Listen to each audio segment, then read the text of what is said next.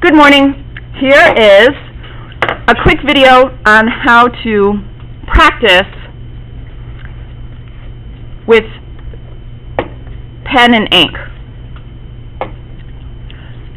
I'm going to move this down a little.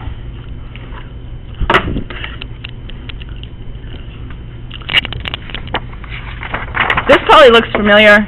This is my cylinder practice sheet, and yours probably looks like this or has multiple sheets stapled to it. I have them up front. I'm going to give them back to you today, but if you're in lab, you'll get yours tomorrow. You want to set up your pen and ink as follows.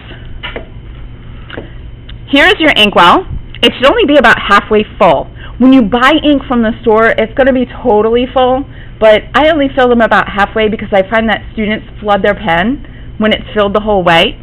And if you get your ink all the way up to here on your pen, and then you go to write with your pen, then because all of the ink goes up into these cracks up here, it just tends to sort of ruin your artwork. So I don't fill them up all the way.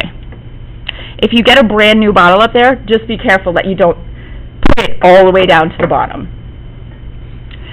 You need a dry paper towel, a wet paper towel, and your inkwell, and a pen. This is called a pen handle, and they have this, it's called nib, N-I-B. I have already put a pen nib in your handle. When you buy these from the store, they come separate. You can tend to, when you push them in, sometimes you can kind of like poke yourself, so I have them in there for you already. How do you know if your pen nib is worn out and you need a new one?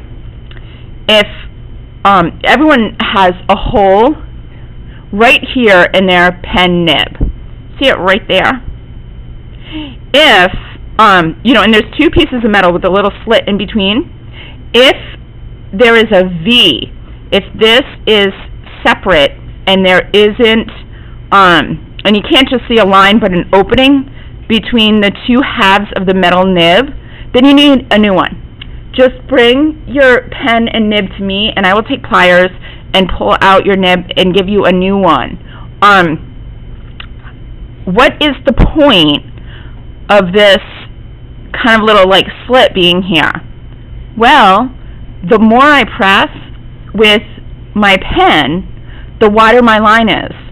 So I can just lightly drag my pen on my paper and create a very thin line, or I can press really hard and create a wide line.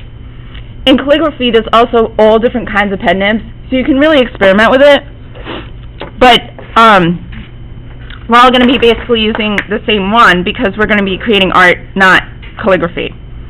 Next thing you want to do, and you can do this on your cylinder sheet or you can do it in your sketchbook.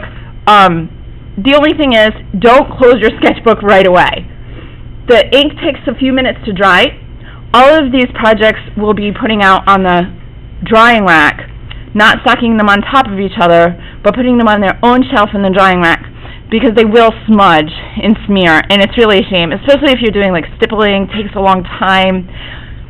If you smear it or create a dot, like, a little random splash of ink, generally you won't lose points because this is your first pen and ink assignment. If it's just a hot mess and you've spilt your ink or there's multiple smudges, I'll probably suggest that you start over, because when those ink mistakes become so prevalent that it kind of overtakes the quality of the artwork and you can't really see that illusion of a three-dimensional form on a flat page, then I'll say, you know what, you better start over. I'm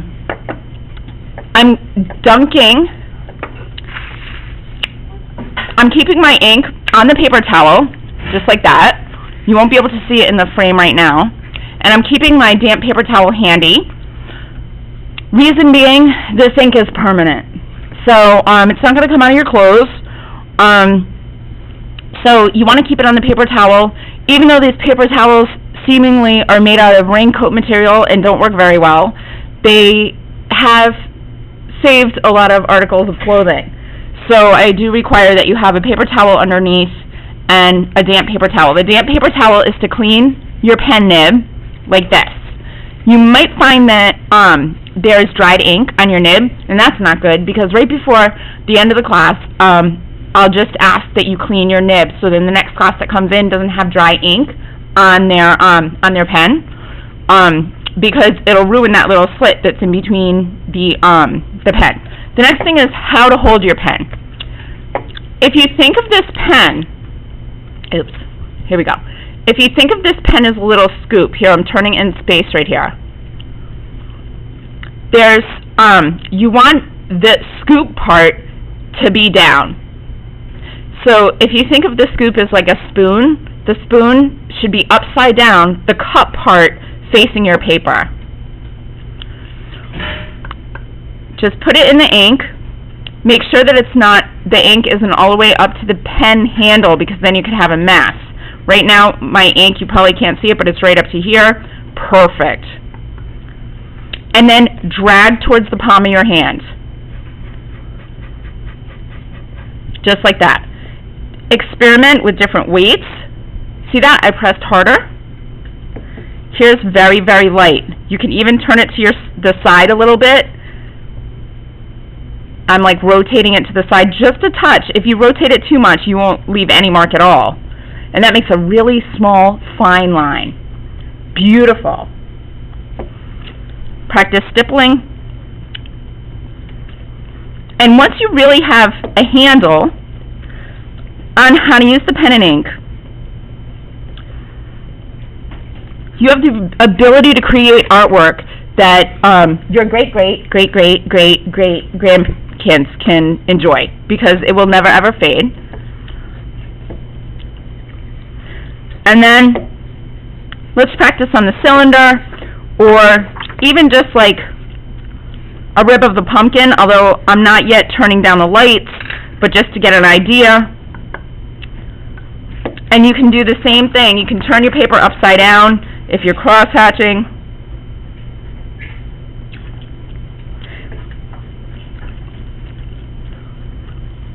And there's something cool about it. It really makes you feel like a pro, like you know what you're doing. This is what the experts use.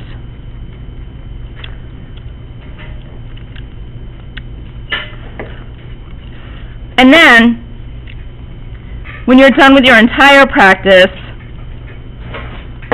then I'll have you erase your pencil. Please don't erase your pencil until you're absolutely convinced that your ink is dry, because it will smear across your page, and that's pretty sad when that happens after you've worked really hard practicing. So tomorrow's demo will be on how to apply pen and ink to your pumpkin, and these will be complete far before the end of the week, I'm hoping.